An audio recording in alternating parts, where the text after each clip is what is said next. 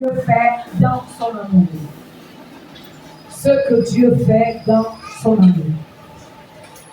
Et tout à l'heure, vous allez comprendre. Moi aussi, au début, quand j'ai regardé, je n'avais pas d'abord perçu le message dans ce temps. Je parle d'une manière ou d'une autre. Ce que Dieu fait dans son amour. Jean chapitre 3, verset 16.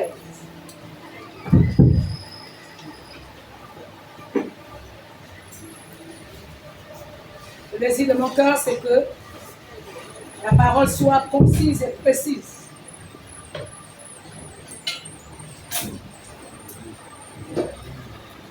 Évangile selon Jean.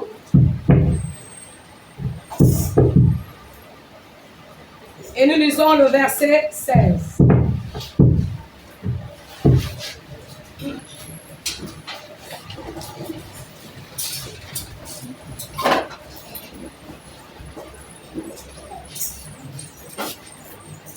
Il est écrit, car Dieu a tant aimé le monde qu'il a donné son Fils unique, afin que quiconque croit en lui ne périsse point, et qu'il ait la vie éternelle. Est-ce qu'on peut acclamer la parole?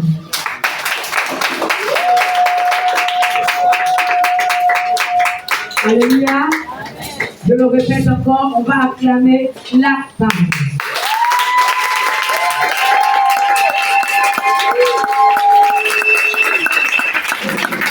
Amen, amen. La parole, c'est Jésus-Christ lui-même. La parole faite chair. Alors, dans le verset que nous avons lu, on parle de l'amour. Ce que Dieu fait dans son amour. C'est ça le thème de notre message. Nous ne sommes qu'à la partie introductive. Dieu est amour. Il a tant aimé le monde. Pour ne pas dire qu'il a tant aimé les êtres humains. Parce qu'il nous a aimés. Qu'il s'est engagé à libérer l'être humain. Qu'il s'est engagé à le sauver. Et le moyen que Dieu a trouvé, c'est de livrer la vie de son Fils, Jésus-Christ. Pour que quiconque, n'importe qui, n'importe quelle personne, qui va oser croire en Jésus-Christ, qui va oser tomber d'accord avec ce que Jésus a fait, soit sauvé et ait la vie éternelle. Vous voyez ici que quand on parle du salut, la porte est grandement ouverte. C'est qui compte. Alors le salut n'appartient pas à une poignée de personnes. Le salut n'appartient pas à une catégorie. Le salut n'appartient pas à une race particulière. Il s'agit des êtres humains de façon générale. Dieu l'a fait, il a fait par amour. Est-ce qu'on peut dire amen? Et nous allons entrer dans ce qu'il a fait. Cet amour amène Dieu à faire quoi pour nous? C'est ça là qui nous intéresse. Ou encore, cet amour a amené Dieu à faire quoi pour nous? Le premier élément à retenir, c'est donner la vie de Jésus en contrepartie pour que notre vie soit sauvée. Bien-aimé, quand on regarde la parole, surtout quand on regarde la situation de Dieu et Jésus-Christ, vous et moi, nous savons, il y a même ceux qui sont les parents, je ne suis pas sûre, au jour que nous parlons aujourd'hui, que quelqu'un soit capable de donner son enfant en sacrifice pour un inconnu. Ce n'est pas évident. Et même ceux qui se mettent à sacrifier leurs enfants, qui sont dans les sectes pernicieuses, ils ne le font pas parce qu'ils veulent bien le faire. Non. Ils le font parce que le diable les oblige à le faire. Ils le font parce qu'ils ont peur eux-mêmes de mourir. Oh, c'est la vérité. Beaucoup se mettent à tuer parce qu'ils ont peur de mourir. Ce n'est pas parce qu'ils veulent le faire, mais parce qu'ils sont contraints de le faire. Or, Dieu, lui, le fait volontairement pour que les humains soient sauvés. Est-ce qu'on peut dire amen? Amen. Maintenant, on va entrer dans le message. Dieu a fait quoi? À cause de cet amour, pourquoi il envoie Jésus mourir? C'est parce qu'il a constaté que les êtres humains qu'il a créés se sont détournés de lui, le Créateur. C'est parce qu'il a constaté que nos œuvres sont mauvaises. C'est parce qu'il a constaté que le seul moyen de sauver l'être humain, c'était de se cacher dans une enveloppe semblable aux êtres humains et vivre au milieu des êtres humains pour montrer aux êtres humains comment on peut le faire. Je vais donner les détails. À l'époque du prophète Esaïe, Dieu a dit, une vierge tomberait enceinte. Et puis la vierge va donner naissance à un enfant. Ce serait une vierge. Dieu n'avait pas dit une femme mariée qui a un mari, une vierge. Je vais encore ajouter qu'on parle ici de la société juive.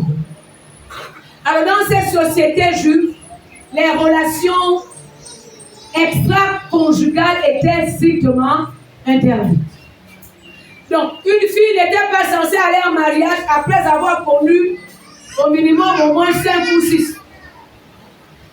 Le premier homme serait son mari et ce serait le dernier si et seulement si elle passe, c'est-à-dire elle meurt avant le mari. La possibilité de connaître un autre homme n'était possible que si et seulement si le mari mourait et que la veuve était encore en âge de se remarier. Ça, c'est la société juive. Alors, dans cette société juive, Dieu va dire, par la bouche d'Esaïe, qu'une vierge va tomber enceinte. C'est qui s'est confirmé. Une vierge va donner naissance à un enfant.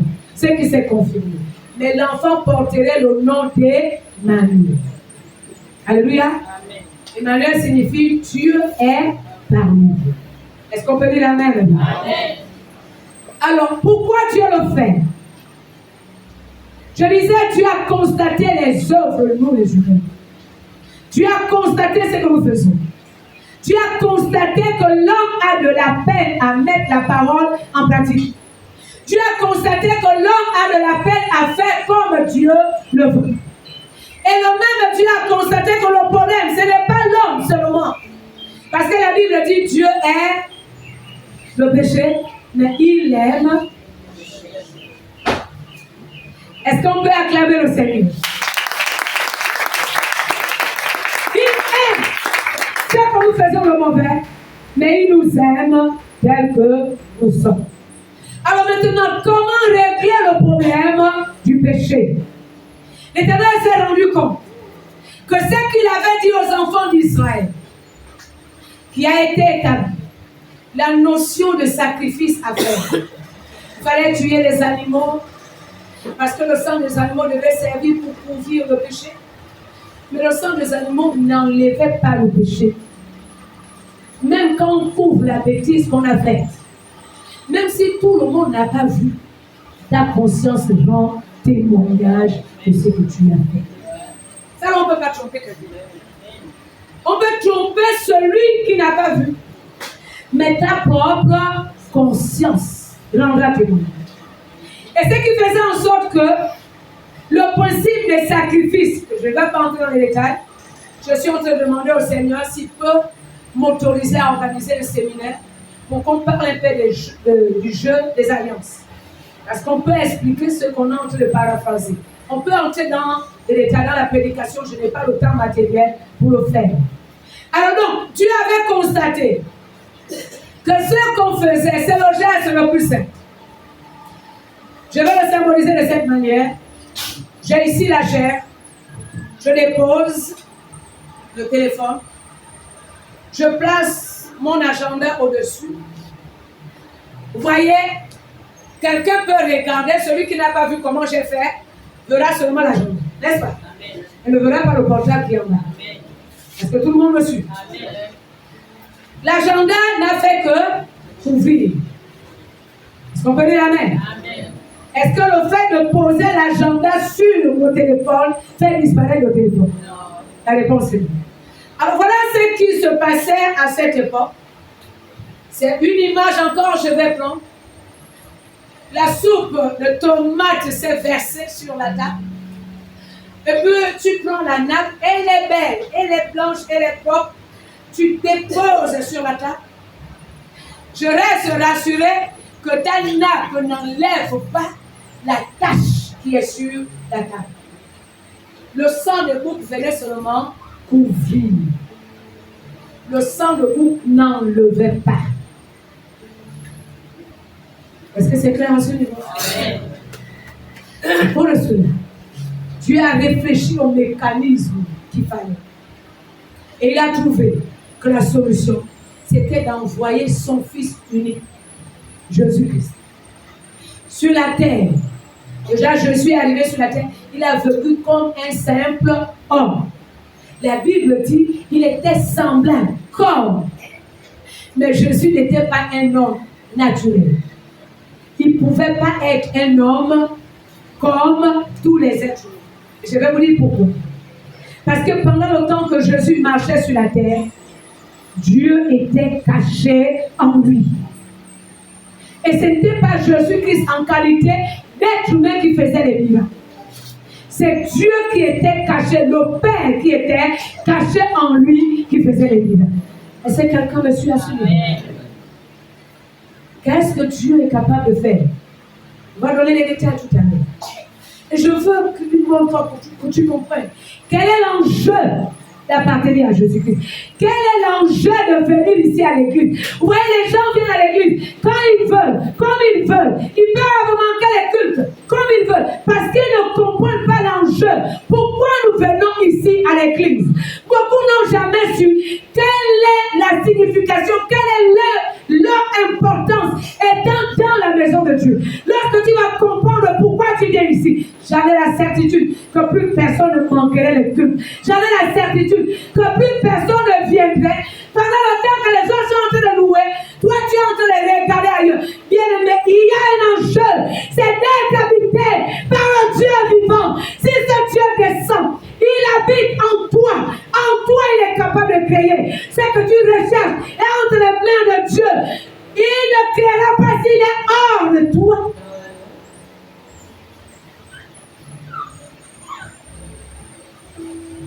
C'est que Dieu fait dans son amour. Il a envoyé Jésus-Christ. Quand on regarde selon les théologiens, la Trinité signifie Dieu le Père, Dieu le Fils et Dieu le Saint-Esprit. Et donc ici, Jésus-Christ est présenté comme la deuxième personne de la Trinité. Il y en a 3 personnes à l'intérieur et un seul Dieu. Mécanisme trop fort pour comprendre. Mais ce qui se cache là-dedans, c'est le fait que ce Dieu a décidé de se manifester comme le Père, comme le Fils. Il a décidé de se manifester comme le Saint-Esprit. Quand vous regardez Saint-Esprit, c'est écrit Saint, il n'y a pas péché. Et l'autre côté, c'est Esprit, il n'y a pas le corps matériel. Est-ce qu'on peut dire Amen à ce niveau? Amen. Dieu a donné la vie de Jésus en rançon pour que ta vie soit sauvée. La seule condition que tu as à remplir, c'est seulement croire. Pour que quiconque croit. Alors maintenant, qu'est-ce qu'on appelle croire? Croire, c'est tomber d'accord. Quiconque tombe d'accord avec Dieu, que son Fils Jésus est mort à la croix pour ses péchés, celui-là seulement, et qui prend la peine d'aller avouer devant Jésus que voilà ce que j'ai fait de mal, à celui-là, Dieu accorde la vie et la vie éternelle. Comprenons ici que la vie éternelle n'est pas accordée à celui qui vient à l'église. La vie éternelle est accordée à celui qui croit. Et donc je peux venir à l'église, comme beaucoup viennent à l'église. Ils viennent accompagner. Je suis arrivée parce qu'on m'a invité. Je suis arrivée parce que je suis née dans une famille chrétienne. Je viens à l'église parce que j'ai quand même, oh non, je suis quand même passée par les eaux de baptême. Ce n'est pas une affaire de quand même. C'est une affaire de vie. C'est une affaire de Dieu qui doit descendre en toi. S'il habite en toi, ce que tu recherches, je te dis, c'est en Dieu. C'est lui le Créateur. C'est ce que tu recherches. Dieu va créer. Il va créer étant en toi et non pas hors de toi.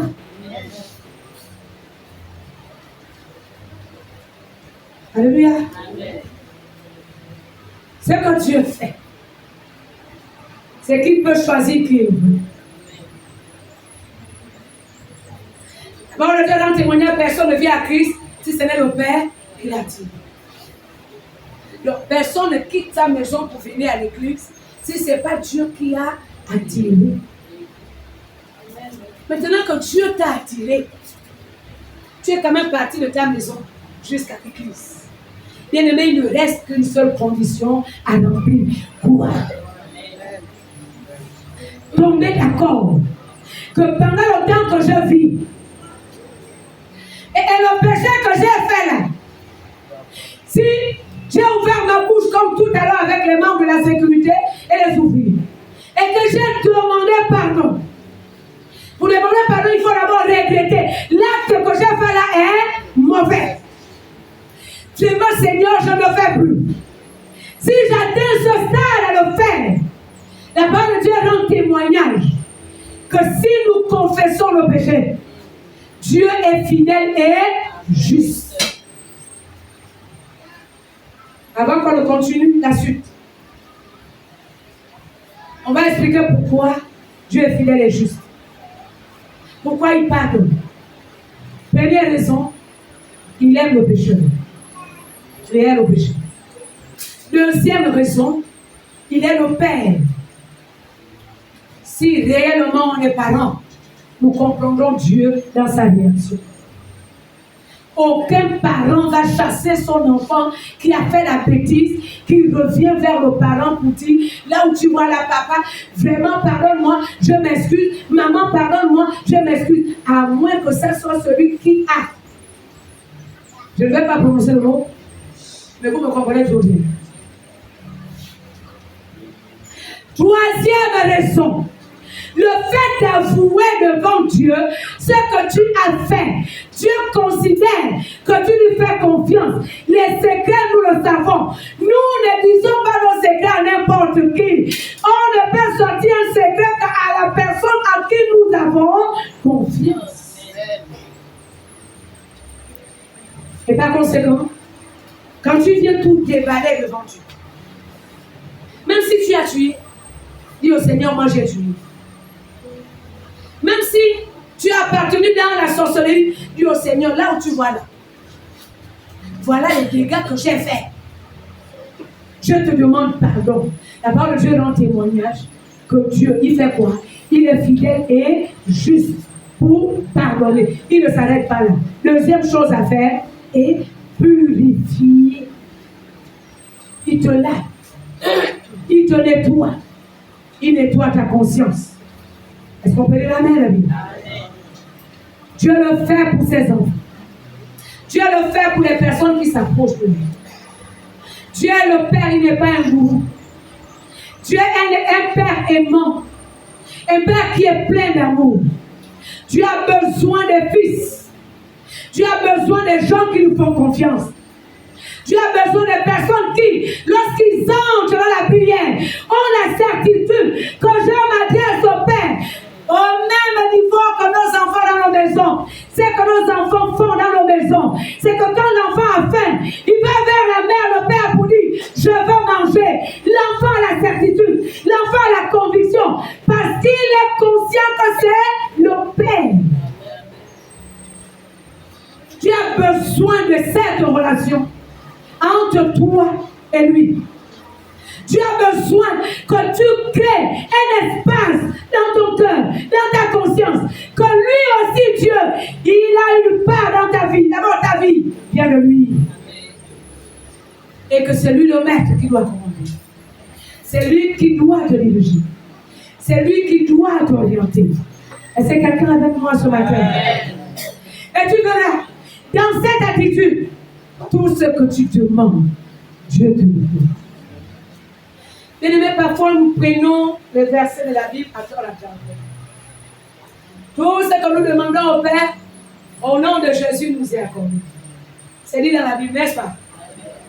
Mais si vous regardez avant ce verset, vous lisez les versets qui sont en haut, il y a les conditions à remplir pour que tout ce que tu demandes à Dieu te soit accordé.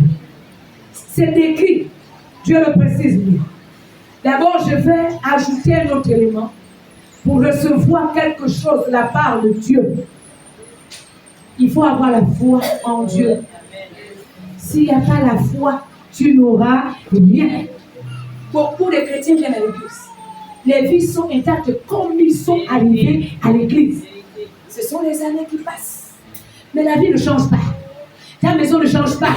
Le décor ne change pas. Et parfois, on accuse même le sorcier. Encore moins, il y en a dans nos familles. Il y en a au Gabon pour ne pas parler de la fille. Ça, je le sais.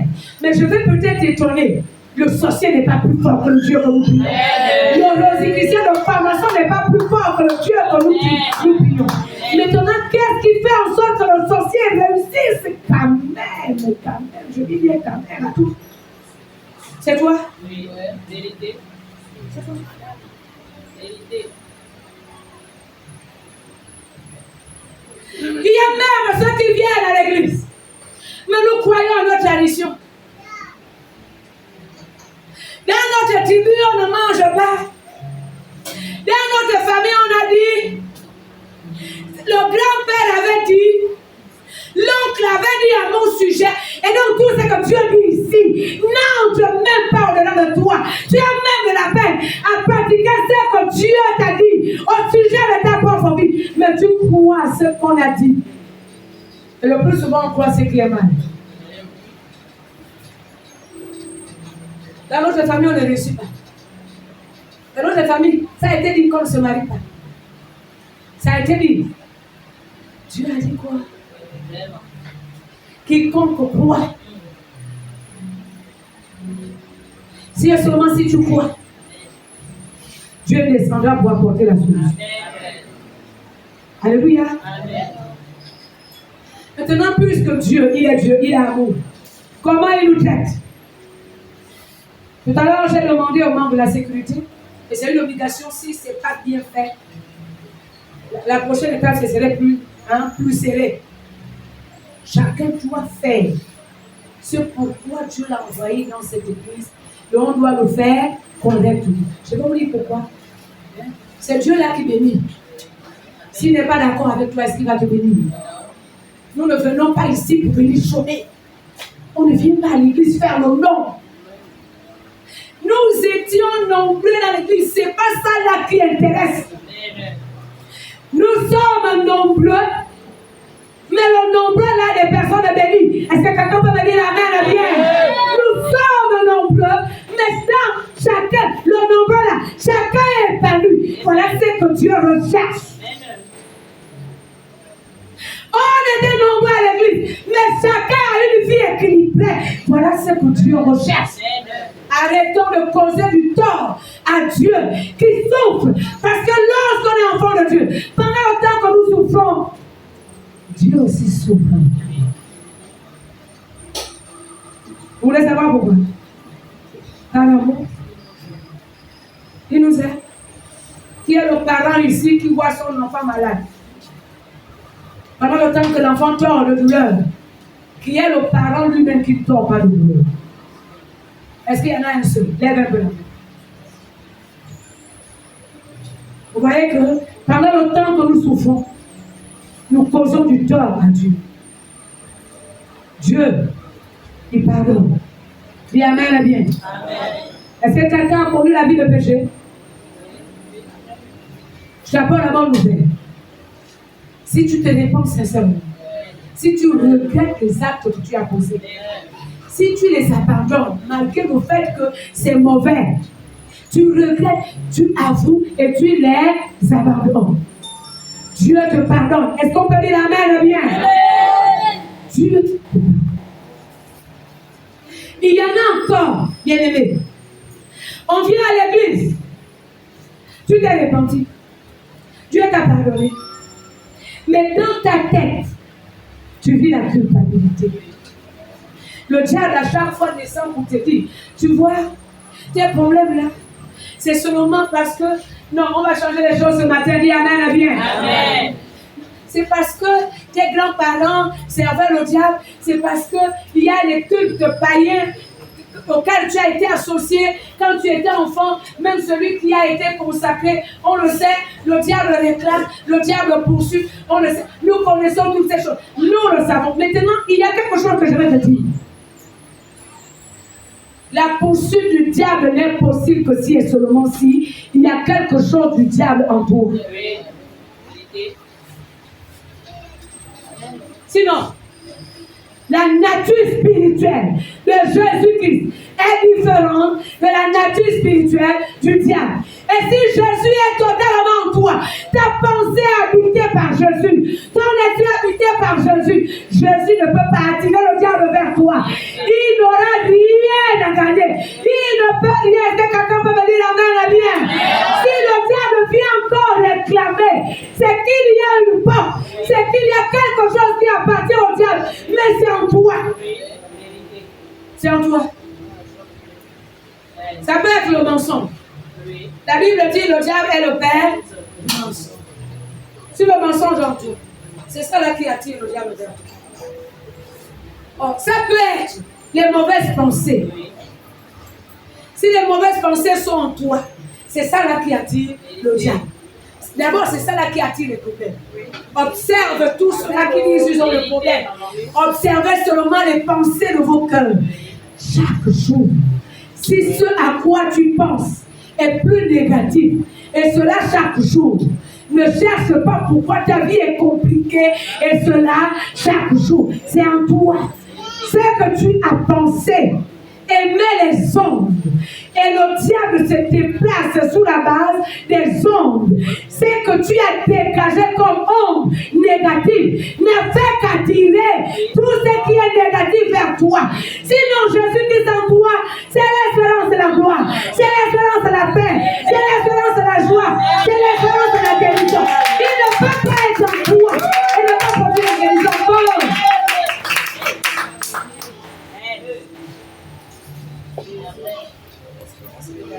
Est-ce que quelqu'un peut changer ça? Amen. C'est en toi.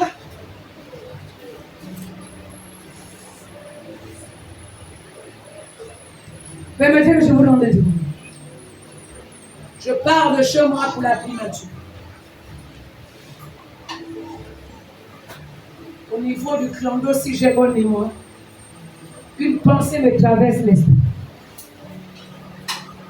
La pensée, c'était l'accident. Et je n'ai pas annulé. Et puis quand je traverse la zone là, juste la belle peinture, on a failli faire un accident.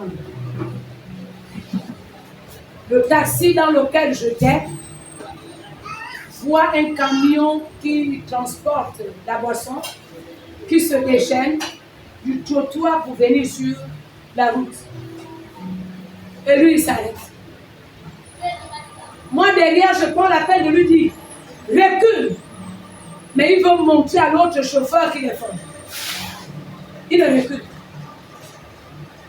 Non, Dieu est bon. Voilà le camion qui descend et vient s'appuyer sur le taxi dans lequel nous étions. C'est le taxi là qui a amorti la marche du gros camion. Le chauffeur descend en colère, commence à vociférer. On regarde à l'intérieur de la voiture, il n'y a pas de chauffeur. La voiture là marchait là seule, il n'y a pas de chauffeur. Nous sommes descendus. J'attends un autre taxi là. Je mise pour la primature. Alors le taxi contourne vers le Tembo, il est remonté. Vraiment, c'est tout un labyrinthe. Il y a une route là qui sort à peu près vers Bessieux, pour le parc. Dans la zone, Le voilà qui tombe sur un tronc. Oh! On a failli faire le deuxième accident. Est-ce que quelqu'un me suit? Quand la pensée de l'accident m'a traversé l'esprit, si j'avais annulé séance de nuit, ça n'avait pas suivi. Est-ce que quelqu'un tu le comprends? Que les problèmes auxquels tu es confronté, ce qui t'embête, c'est d'abord toi-même. C'est ce qui est en toi. Le diable vient seulement exécuter. Combien de personnes sont tombées malades? Parce que seulement on s'est dit, je ne me sens pas bien. Je sens le corps là lourd. Et comme tu as déjà dit, tu ne te sens pas bien. Le diable vient te servir. Ce qui accompagne ne pas se sentir bien. Parfois même quand la chaleur commence à monter, je sens vraiment que c'est la fièvre qui commence. Au moment où tu prononces de ta bouche, c'est que nous sortons de notre bouche. Dès que ta bouche a parlé, tu viens à peine d'appeler la chose à l'existence. Quand tu as dit fièvre, le démon qui donne la fièvre aussi le sait. Il vient te servir. Est-ce qu'on est encore ensemble? Est-ce que les gens comprennent pourquoi il y a trop de problèmes? Trop de murmures, lamentations dans les cœurs, les plaintes expliquent pourquoi les vies sont statu quo. D'autres personnes partent de malheur en malheur. C'est au-dedans de toi. D'autres personnes partent d'échec en échec. C'est au-dedans de toi. Mais malgré ce que tu fais, ce que tu dis, Dieu lui est prêt à te donner. Amen. Alléluia. Amen. Et ce que le Seigneur attend de toi, après avoir demandé pardon à Dieu, c'est de réaliser qu'il t'a pardonné. Est-ce qu'on peut dire Amen à bien? Amen. Que les hommes te disent tu es mauvais, Dieu t'a déjà vu que tu es bon. Amen. Si nous confessons le péché, Dieu est fidèle et juste pour nous pardonner et pour nous purifier. Est-ce que ça va? Est-ce que quelqu'un comprend ça? Et donc, si tu as demandé pardon et que tu as arrêté de faire la chose, réalise que Dieu t'a pardonné.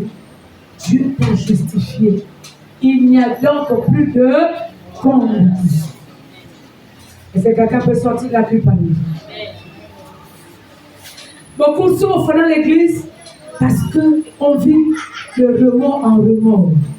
Vraiment, si je savais, oh, vraiment, ma vie là, oh, si je n'avais pas fait, tu as déjà fait. Il te reste à régler le problème, je sais que tu as fait. S'il n'y a pas eu de repentance, répands-toi sincèrement. Si tu t'es déjà repenti, Dieu t'a pardonné. Est-ce qu'on peut dire Amen? Est-ce qu'on peut acclamer le Seigneur?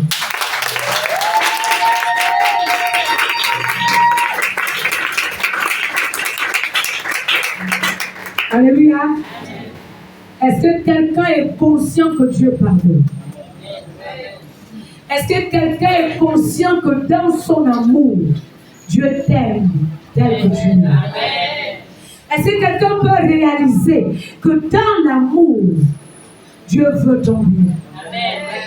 Est-ce que quelqu'un peut encore réaliser que seulement parce qu'il t'aime, il veut te voir établi? Alléluia. Est-ce qu'on peut dessiner le point? Est-ce qu'on peut accepter ce que Jésus a fait pour nous? Jésus a donné sa vie pour que nous soyons sauvés. Disons Amen à bien. Dans le livre d'Ésaïe chapitre 53 verset 5 dit, le châtiment qui nous donne la paix est tombé sur qui? Sur Jésus-Christ. Et on ajoute, par les maîtrissures de Jésus, nous sommes. Amen, amen. Quand on est dans la situation de peine, bien aimé, qu'est-ce qu'il nous faut? Il nous faut regarder vers Dieu. Il nous faut invoquer. La Bible dit, quiconque invoque le Seigneur sera sauvé. Quiconque. C'est pas dit le chrétien. C'est pas dit le saint. Quiconque invoque le Seigneur sera sauvé. Et lorsqu'on invoque le Seigneur, il descend pour libérer. Lorsqu'on se répand, Dieu descend pour pardonner et purifier. Alléluia. Est-ce qu'on peut changer ce matin? J'ai envie de descendre mais plus loin. Quel est le bilan que tu as fait? Je suis en train de négocier avec Dieu qui m'accorde le pouvoir, l'autorisation d'enseigner sur l'alliance. Je suis sûr que le message va vous faire du bien. Beaucoup ne savent même pas qu'on est dans l'alliance avec lui. Beaucoup ne connaissent pas qui ils sont en Jésus-Christ. On vient à l'église, on mène une vie médiocre, on se contente seulement de venir à l'église. Non, la vie en Christ est un style de vie, de gloire, de puissance, d'autorité, de richesse. Parce que le Dieu que nous prions est le Dieu de richesse, de l'autorité. On ne peut pas être chrétien et ne pas être riche faux. C'est qu'il y a des clics en toi. Le problème naturellement, c'est de ton côté. Christ en moi. Mais qui dit gloire dit ce qui est bien. Le mot gloire ne signifie pas honte. C'est le contraire de la honte.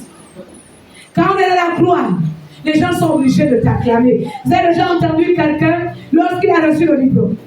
Alors, je vois souvent avec mes élèves, tu les vois là danser. Même les parents sont contents. J'ai déjà vu une mère, sa fille a eu le bac. Elle a pris la tenue du lycée au corps. Elle dansait avec la tenue du lycée. On te regarde avec les écarts. Pourquoi? Parce qu'il y a quelque chose qui s'est ajouté en toi. Dieu, par la personne de Jésus, arrive dans notre vie pour donner ce que tu n'as pas, pour ajouter ce qui te manque, pour combler là où il y a le trou. Mais si Dieu ne comble pas, bien-aimé, réponds-toi ce matin. Enlève ce que Dieu te repose. Viens auprès de lui. Et il agit. On a retenu. Dieu nous aime. Il a donné son fils Jésus en rançon pour que nous soyons sauvés. Je m'en vais encore de te dire que même si le diable commence à t'accuser, n'est-ce pas, tu étais voleur? Dis au diable, je l'étais quand Christ n'était pas encore dans ma vie. Si le diable s'élève dans ta pensée, parce que c'est à l'intérieur que nous vivons ces filles. N'est-ce pas? Toi là, tu te prostitues et pourtant tu vas à l'église. Dis-lui, mon temps va arriver. Dieu me délivre.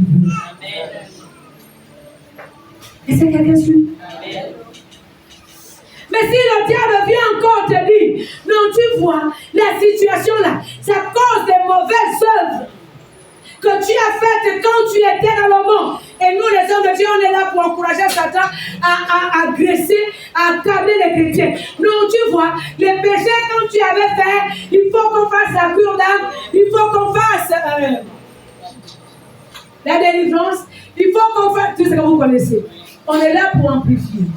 Mais ce qu'on ne vous dit pas, c'est que si la personne s'est repentie, le secret dans la vie chrétienne, c'est la repentance. Une repentance sincère, brise les chaînes de la servitude. Une repentance sincère, libère. Si tu t'es repenti, Dieu descend et te délivre. Est-ce que ça va? Amen. Est-ce que Dieu est bon pour quelqu'un? Amen. Est-ce que Dieu est merveilleux pour quelqu'un? Amen. On va ajouter un autre élément. Ce que Dieu fait. Il fait tellement de choses. Il nous aime. Dans l'amour, il nous sauve. Dans l'amour, il nous libère. Dans l'amour, il nous sécurise.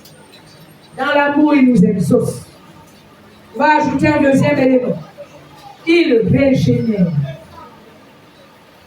Cette église-là, l'identité, l'identifiant même de l'église, c'est le ministère de restauration et de régénération.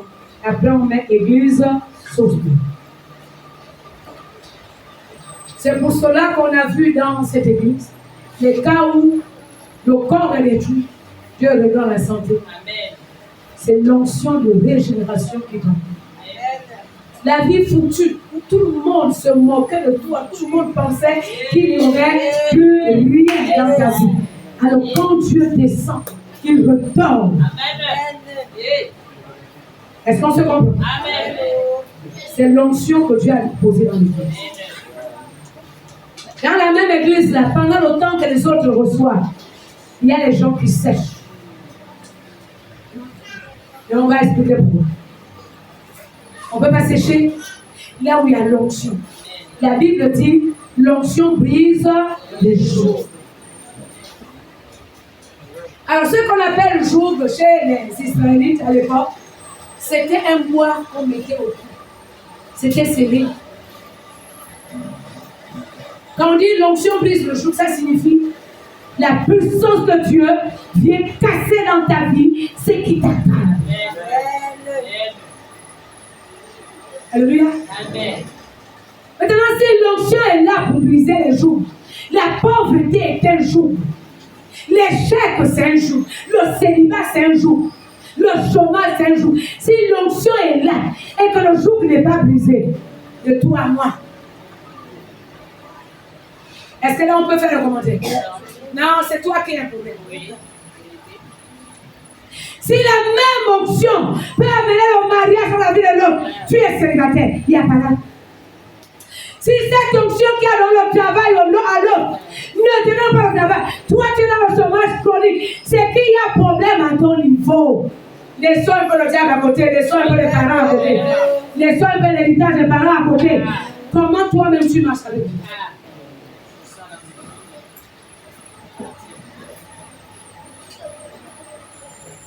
Je vais ajouter d'autres détails, et on va entrer dans la grosse génération. Il y a deux types de relations que nous entretenons avec Dieu. Deux. La première relation est la relation de justice. Quand on accepte Jésus dans sa vie, le Seigneur Jésus impartit la justice en toi. Donc, Dieu vient s'établir en toi. Il occupe ta vie. La deuxième relation que nous entretenons avec Dieu, c'est la relation de communion. La justice nous amène à la puissance, à l'autorité. La communion nous amène à la bénédiction que tu recherches. Le travail est dans la relation de communion. Le mariage est dans la relation de communion. La richesse est dans la relation de communion. Est-ce que quelqu'un se retrouve à ce niveau? Maintenant, quand nous nous livrons nous-mêmes dans le péché, nous violons la relation de communion. Mais de l'autre côté, la relation de justice existe. Tu es fils de Dieu malgré ton péché. Tu es la fille de Dieu malgré ton péché. Mais étant fille de Dieu, fils de Dieu, tu ne jouis pas du bonheur d'être le fils de celui qui a tout. Et là, c'est la communion. On va expliquer. Dans la communion, tu peux parler, Dieu t'écoute. Dans la communion, tu cries. Tu invoques Dieu, il descend vers toi. C'est la relation de communion. Si ta communion n'est pas au mot fixe avec Dieu, ça explique pourquoi les biens matériels, tout ce qui est financier, élévation sociale n'arrive pas en toi. Si tu décides de changer ce matin, je vais se convaincre que tout est changé. Là, mais c'est ça la vie. Je vais prendre un exemple pour que tu me comprennes bien. Vous voyez, ça c'est le portable. Avec le portable, nous pouvons communiquer. Nous avons même les correspondants. Pour que tu aies la possibilité de communiquer, il te faut un numéro de téléphone. Tu formes le numéro de téléphone. Et puis tu lances l'appel. S'il n'y a pas les unités, est-ce que l'appel va partir? Mais est-ce que tu n'as pas une ligne téléphonique? C'est ce qui se passe avec les êtres humains et Dieu. Il y a la ligne, la relation de père-fils. La relation de père-fils. La relation est là. Mais il faut alimenter ta relation. Autant on alimente notre puce, notre ligne avec les unités. Nos unités, c'est la vie de sainteté. Nos unités, c'est la vie de foi. Si tu n'alimentes pas, il n'y aura rien. Et on va le démontrer avec la parole. Amen, amen. Non, ça risque d'être des choses qu'on dit, et puis on regarde, mais elle trouve ça où? Non, c'est dans la parole de Dieu. Ouvrons nos Bibles. On commence par la chose la plus simple. On est dans la régénération. Régénérer signifie recréer à nouveau. Dans cette église, Dieu recrée. Régénérer signifie transformer positivement. Redonner vie. Romains chapitre 8.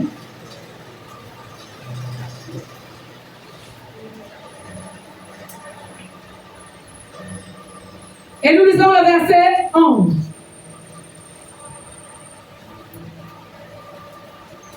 Si l'esprit de celui qui a ressuscité Jésus d'entre les morts habite en vous, celui qui a ressuscité Christ d'entre les morts rendra aussi la vie à vos corps mortels par l'esprit qui habite en vous. Est-ce que c'est la même chose dans vos vies? Maintenant, on va entrer dans la parole elle-même. Qui régénère? C'est le Saint-Esprit. Est-ce que le Saint-Esprit peut habiter dans son corps souillé?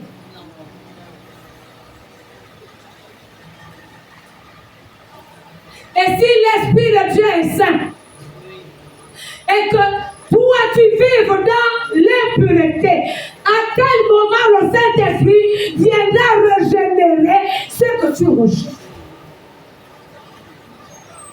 Est-ce qu'on peut au moins comprendre que nous-mêmes nous causons du tort à nous-mêmes? Même le corps mortel, s'il y a maladie dans le corps, Jésus est capable, parce que le Saint-Esprit descend, il redonne. Il ne peut pas redonner là où il n'est pas. Est-ce que l'Esprit de Dieu est dans ton cœur? Est-ce que le Saint-Esprit est dans ta conscience? Est-ce que l'Esprit de Dieu est dans ton âme? S'il est là-bas, il mettra tout ce qui est positif. D'abord, le signe visible pour connaître que le Saint-Esprit en toi. C'est les pensées positives. Tu penses à tout ce qui est positif. Tu ne vois que ce qui est merveilleux. Tu ne vois que ce qui est... Parce que l'Esprit de Dieu, il est tellement bon. Il te fait vivre la grandeur et la bonté de Dieu. Il ne va pas t'amener à voir ce qui est mal. Est-ce que c'est pas vrai? On va ajouter un autre passage. Jean chapitre 3. Verset 3. Jusqu'au verset 4. Il est écrit, Jésus lui répondit, en vérité, je te le dis, si un homme naît de nouveau, il ne peut voir le royaume de Dieu. Ici, on parle du royaume de Dieu et non pas le royaume des cieux. Nicodème lui dit, comment un homme peut-il naître quand il est vieux? Peut-être quelqu'un pour se poser la question aussi. À mon âge, là, Seigneur, je vais comment vous naître de nouveau? Je vais encore entrer dans le monde de ma mère. Non, Nicodème a posé la même question. Peut-il rentrer dans le sein de sa mère et naître? On va ajouter le verset 5. Jésus lui dit, en vérité, je te le dis, si un homme ne naît d'eau et d'esprit, il ne peut entrer dans le royaume de Dieu. Alléluia. Régénérer signifie renaître de nouveau. Et cette naissance est une naissance spirituelle. Elle n'a rien de physique. Si tu ne renais de nouveau, si tu ne changes pas dans ta tête la manière de penser et de voir, si tu ne changes pas ton état d'esprit, si tu ne t'accordes pas avec Dieu pour voir les choses comme lui, pour penser comme lui, pour déclarer comme lui, Jésus s'est dit à Nicodème, pour comprendre pourquoi Jésus répond comme ça à Nicodème, regardons le verset 2, qui vient lui auprès de Jésus, de lui, et lui dit, Rabbi, nous savons que tu es un docteur venu de Dieu, Car personne ne peut faire ces miracles que tu fais si Dieu n'est pas avec lui. Et c'est là où Jésus maintenant répond en disant, si tu ne n'es pas, vous voyez le besoin de Nicodème, c'était de faire les miracles. Le besoin de Nicodème, c'était de vivre les miracles. Lui aussi voulait expérimenter les miracles comme Jésus. Et il s'est adressé à la bonne personne, Jésus-Christ est présent. Et il dit à Jésus, tu vois, là, moi je suis convaincu, moi Nicodème, je suis convaincu. Si ce n'est pas quelqu'un qui a Dieu en lui, tu ne peux pas faire ce que tu fais. Les miracles, ça dépasse l'entendement humain. Les boiteux marchent, les paralytiques marchent. Les aveugles voient, les muets parlent. Il y a même la résurrection des morts. Si ce n'est pas celui que tu habites en lui, non, tu ne peux pas faire ce que tu fais. Et Jésus dit à Nicodème, tu vois, ça là, c'est possible. Mais la condition, c'est de naître d'eau et d'esprit. Je vais vous dire pourquoi beaucoup ne vivent pas la vie de miracle. L'esprit est étouffé avec la mauvaise pensée.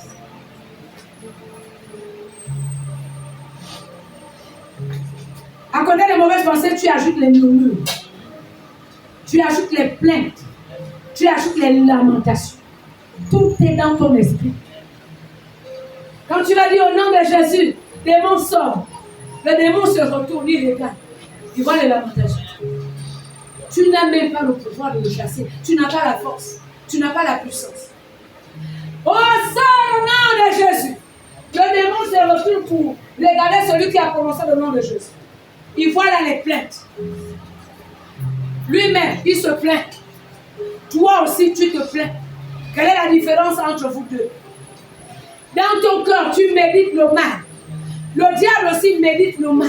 Quelle est la différence entre vous deux? Mais voilà ce qui fragilise les chrétiens. Sinon, en Christ, on n'a pas besoin d'aller chez le pasteur. On peut s'élever. Si Christ est en toi, si dans ton cœur il y a la pureté, si dans ton cœur il y a la sainteté, c'est que tu dis dans ta bouche va s'accomplir nécessairement. Quand tu dis au nom de Jésus, je décide, ma vie change. Elle va changer le même jour. Tu peux décider, ma maison change. Tu peux dire au diable sort, il va sortir parce qu'il n'a rien à réclamer en toi. Alors la régénération fils a renouvelé l'état d'esprit de chacun et le conformer à la présence de Dieu. Si tu ne ressembles pas à Dieu dans ton esprit, tu auras de la peine à faire ce que Dieu te demande de faire. Même dans le ministère, ouais, les gens traînent les pas. Il n'y a pas, il faut le Saint-Esprit. La vie de prière, il faut le Saint-Esprit. Amen, amen. La méditation de la parole, il faut le Saint-Esprit. Ce n'est pas une affaire qu'on se lève avec la force. Moi, quand mes premiers moments avec Jésus, quand j'arrive à l'église, quelqu'un qui sort, qui était à l'école, qui pouvait lire les romans, mais je vous assure que je pouvais lire la Bible. Je lis, je ne comprenais rien. À un moment, tu lis, tu te dis même. Non, il y a beaucoup de gens qui sont passés dans la Bible. Je vais vous dire pourquoi. On peut lire la Bible comme un roman. Sans le Saint-Esprit, il n'y aura rien. Quand l'Esprit de Dieu en toi, un seul mot peut déclencher le miracle. Miracle dans ta propre vie, miracle dans ta maison. Et ici, là, nous voulons que les personnes soient capables. Quand tu te dis, il n'y a pas de faire en Christ, tu peux te lever dans la prière et dire au nom de Jésus et que cela marche.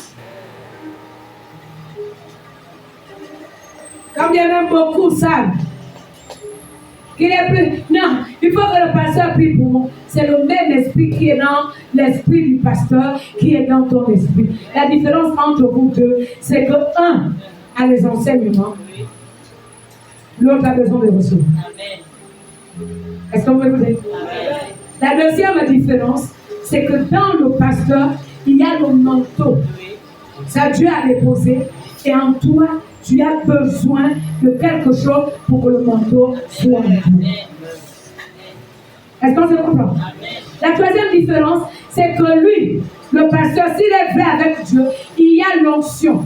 L'onction t'amène à opérer dans le surnaturel. L'onction t'amène à faire des choses qui ne sont pas naturelles. Tu appelles la chose, tu as déclaré, ça s'accomplit. Tu imposes la main sur le malade, la guérison se manifeste. Ça, c'est le surnaturel. Est-ce qu'on peut dire la main est bien? Et ça, c'est le travail de l'onction. Mais l'onction, là, c'est possible, toi aussi, tu peux le voir. C'est le Saint-Esprit. C'est seulement le Saint-Esprit. Et pour que le Saint-Esprit soit en toi, il suffit seulement d'être saint. Amen, amen. Alors donc, Dieu peut régénérer. Dieu peut rétablir ta vie. Dieu peut réparer ce qui a été détruit. Par l'action du Saint-Esprit. Tu as perdu la dignité. Dieu peut te redonner la dignité. Là où les gens se moquaient de toi, les mêmes qui se sont moqués de toi, ce sont les mêmes qui vont. Je peux le faire. Là où tu as tellement échoué, c'est dans le même domaine là que Dieu va t'amener de gloire en gloire, de succès en succès. Dieu le fait. Là où tu as accusé le retard, que ça soit le retard spirituel, que ça soit le retard sur le plan social, tu as travaillé en retard, que Dieu peut te donner un salaire plus grand qui viendra compenser ton retard au point où à peine tu travailles, à peine tu investis. Dieu est capable. Est-ce qu'à ce niveau on se comprend? Dieu régénère. Dieu redonne le vie. Dieu redonne la force.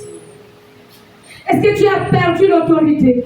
Au point où quand tu pries, tu sens que Dieu ne t'exauce pas. Tu ne vois plus l'exaucement de ta prière. Non, Dieu vient régénérer en toi la capacité. Dieu fait à cause de son amour. Et nous retenons ce matin. Dieu nous aime.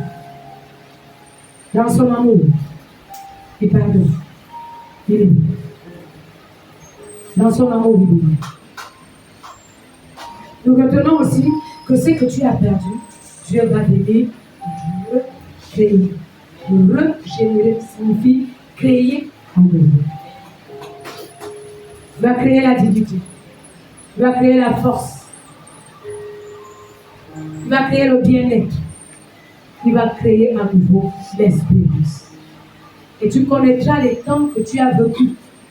Ce temps de gloire. Ce temps de paix. Oh, ce n'est plus le temps de vivre dans la culpabilité. Ah, si je savais, et pourtant ma vie, tu vivras encore plus que lui. Dieu est le Dieu de compensation. Ce que tu as perdu, Dieu te rendra le coup. Pour que tu te souviennes, il est amour. Est-ce que quelqu'un est prêt à entrer avec Dieu dans cette dimension? Est-ce que quelqu'un peut accepter de le vivre de gloire? Nous allons nous lever.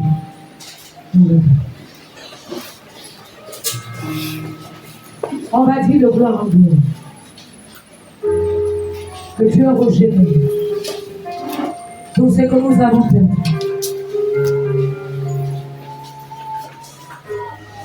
Je ne sais pas ce que tu as perdu, ce que tu recherches. Mais Dieu va le faire dans ta conscience. De gloire en gloire, de gloire en gloire, tu m'amènes, tu m'amènes. De gloire en gloire, de gloire en gloire, de gloire en gloire, tu m'amènes, tu m'amènes. Dans les profondeurs de ta sainteté, tu m'amènes, tu m'amènes, de gloire en gloire, de gloire De gloire en gloire, tu m'amènes. Tu m'amènes dans les profondeurs de l'intimité. Dans l'intimité, tu m'amènes. Tu m'amènes.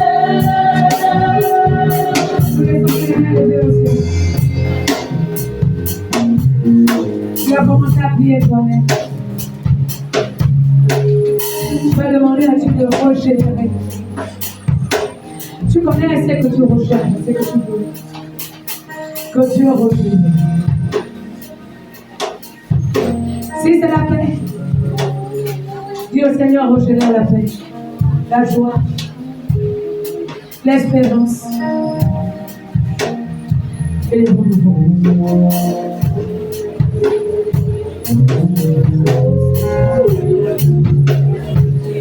Tu vas